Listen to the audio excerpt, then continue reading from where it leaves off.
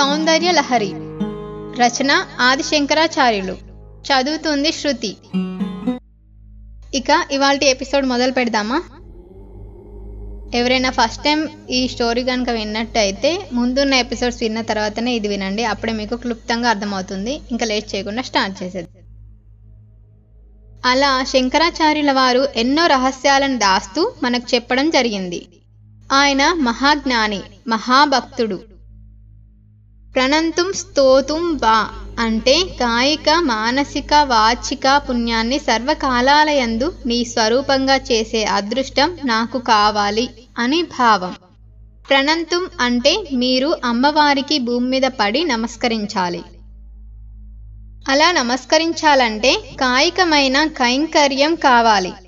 స్తోతుం వా అమ్మవారి గురించి మాట్లాడాలి. మాట్లాడాలంటే ఇప్పుడు వాచిక కైంకర్యం చెయ్యాలి. అసలు ఆవిడ గురించి మాట్లాడాలనే ఆలోచన రావాలంటే మనస్సు అమ్మవారి దగ్గర నిలబడాలి. మనస్సు నిలబడితే అందులోంచి వాక్కు వస్తే ఆ వాక్కు చేత మీరు ఆనందం పొందితే అమ్మవారి ముందు మీరు ప్రణిపాతం చేస్తున్నారు. కాబట్టి వాచిక, మానసిక, కాయిక, కైంకర్య శుద్ధి, రుజుత్వంతో మూడింటిని నీ పాదాలయందు నిలబెట్టే అదృష్టం కలుగుగాక అని చెప్పడానికి ప్రణంతుం స్తోతుం వా కథ మకృత పుణ్య ప్రభవతి.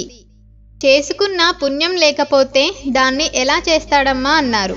ఈ మనస్సే అమ్మవారి పాదాల దగ్గరకు వెళ్ళినట్లయితే అమ్మ అనుగ్రహం కలుగుతుంది.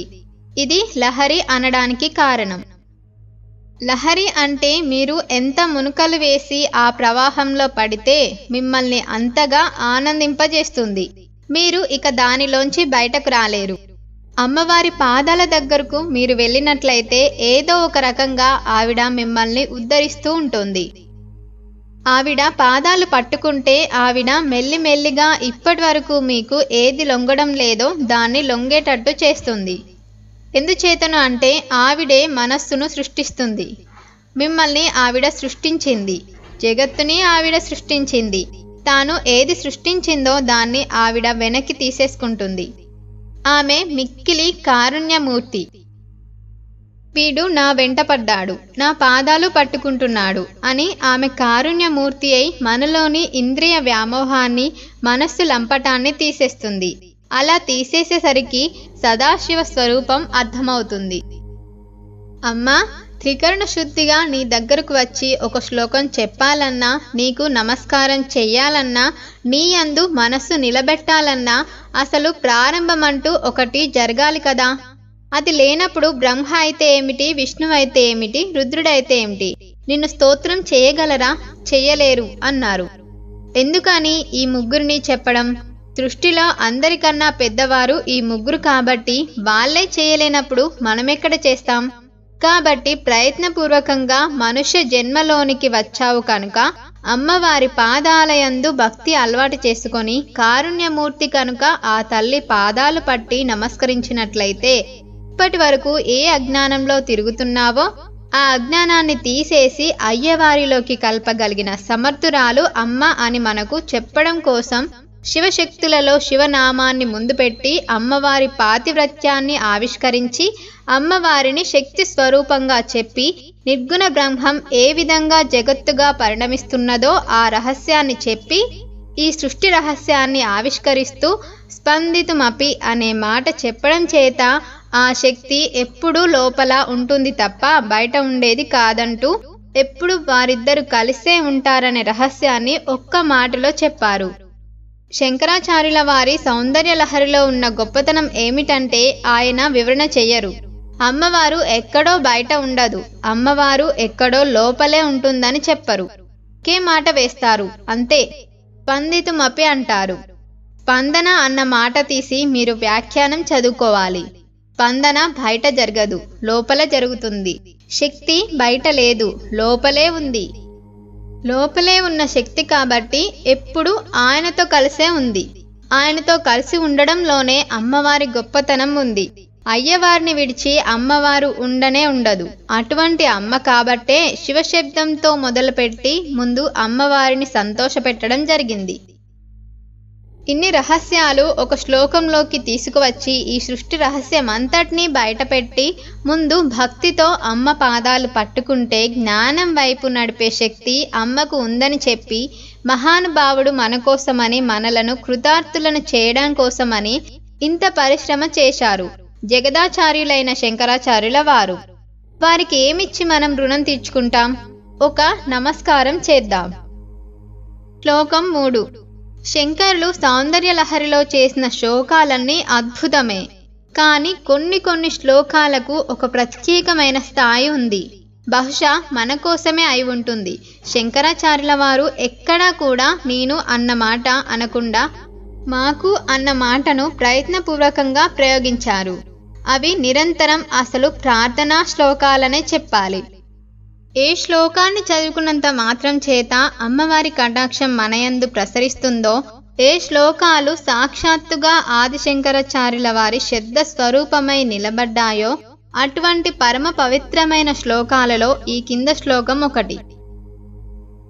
అవిజ్ఞాన మంతస్థిమిర మిహిరద్వీప నగరీ జడానాం చైతన్యస్తబక మకరంద శృతి చరి దరిద్రానాం చింతామణి గుణనిక జన్మజలధౌ నిమగ్నానాం దంష్ట్రా మురరిపు వరాహాస్య భవతి. ఇది చాలా గొప్ప శ్లోకం. కేవలం ఈ శ్లోకాన్ని నేర్చుకొని ప్రతిరోజు చదువుకున్నంత మాత్రం చేత అమ్మవారి పాదరేణువుల నుండి పొందగలిగిన గొప్ప శక్తి విధానాన్ని శంకరులు సూచిస్తున్నారు. ఇందులో అమ్మవారి పాదాల మీద ఉండే ధూళిని వర్ణిస్తున్నారు. అమ్మ, నీ పాదాల మీద ఉండే ధూళి కణాన్ని బ్రహ్మగారు తన శిరస్సు మీద వేసుకొని దాని వలన కలిగిన శక్తి చేత ఈ సమస్త సృష్టిని చేస్తున్నాడు. నువ్వు అంబా స్వరూపానివి. నువ్వు పరాశక్తి స్వరూపానివి. నీ అనుగ్రహం లేకుండా ఎవరు మాత్రం ఏం చేయగలరు? అమ్మవారి అనుగ్రహం లేకపోతే కదలిక కూడా జరగదు. అందుకే ఎవరైనా బలహీనుడైతే నేను శివహీనుడనైపోయాను, విష్ణుహీనుడనైపోయాను అని అనరు. నేను శక్తిహీనుణ్ణి అయిపోయాను అని అంటారు. అమ్మవారి అనుగ్రహం లోపల చైతన్యంగా పూర్ణంగా ప్రసరించినంత కాలమే ఎవ్వరికైనా లోపల శక్తి కలుగుతుంది. అందుకని శంకర్లు అంటారు, అమ్మ, నీ పాదాల మీద ఉండే ఒక్క పరాగరేణువుని బ్రహ్మగారు తన కిరీటం మీద వేసుకొని సమస్త సృష్టి చేస్తున్నాడు. శ్రీ మహావిష్ణువు నీ పాదాల మీద ఉన్న ఒక్క పరాగరేణువును శిరస్సున భక్తితో ధరించి సమస్త బ్రహ్మాండాలకు స్థితికారకుడయ్యాడు. రుద్రుడు నీ పాదాల మీద ఉండే ఒక పరాగరేణువును శిరస్సున ధరించి దాని చేత కలిగిన శక్తి చేత ఈ బ్రహ్మాండాలను లయం చేయగలుగుతున్నాడు. అమ్మ, నీ పాదాలు అలాంటి పాదాలు అని. గాయత్రి స్వరూపమైన శృతిమాత వచ్చి అమ్మవారికి నమస్కారం చేస్తే అమ్మవారు పాపటలో పెట్టుకున్న సింధూరం వచ్చి అమ్మవారి పాదాల మీద పడుతుంది. అమ్మ, నీ పాదాలు అటువంటి పాదాలు. ఆ పాదాల మీద ఉండే పరాగరేణువును నాకు ఎంత శక్తినివ్వగలదో తెలుసా అని శంకర్లంటారు. అమ్మ, అవిద్యను ప్రయత్నపూర్వకంగా తెచ్చుకోనవసరం లేదు. జన్మలో అది తనంత తాను వచ్చేస్తుంది. మనిషి పుట్టగానే మొట్టమొదట వచ్చేదేమిటంటే అవిద్యే. తెలుసుకోవలసింది ఏది ఉందో దానికి విద్య అని పేరు. వేదం అనేది విత్ అనే ధాతువులోంచి వచ్చింది. దేన్ని తెలుసుకుంటే ఇక మళ్ళీ తాను పుట్టవలసిన అవసరం లేదో దానికి విద్య అని పేరు. మిగిలిన విద్యలు, మనం పొందే విద్యార్హతలు మన కడుపు నింపుకోవడానికి పనికి వస్తాయి. అవి ఆత్మజ్ఞానానికి పనికిరావు. అమ్మవారి పాదాలకు సభక్తిపూర్వకంగా ఎవరు శిరస్సు తాటించి నమస్కరిస్తున్నారో, ఎవరికి అమ్మవారి పాదాల మీద ఉన్న పరాగం శిరస్సున పడుతున్నదో అటువంటి వారికి మాత్రమే ఆత్మజ్ఞానం ఇవ్వగలిగిన విద్య లభిస్తుంది. నాన్నగారు నాకు గురువులు ఎన్నిటినో నేర్పారు. నేను చదువుల్లో మరం ఏది ఉందో, చదువుల చేత తెలుసుకోవలసిన పరాశక్తి తత్వం ఏది ఉందో, పరమాత్మ తత్వం ఏది ఉందో అది తెలుసుకున్నాను అంటాడు ప్రహ్లాదుడు. పుట్టగానే మనకు వచ్చే అవిద్య ఏమిటి?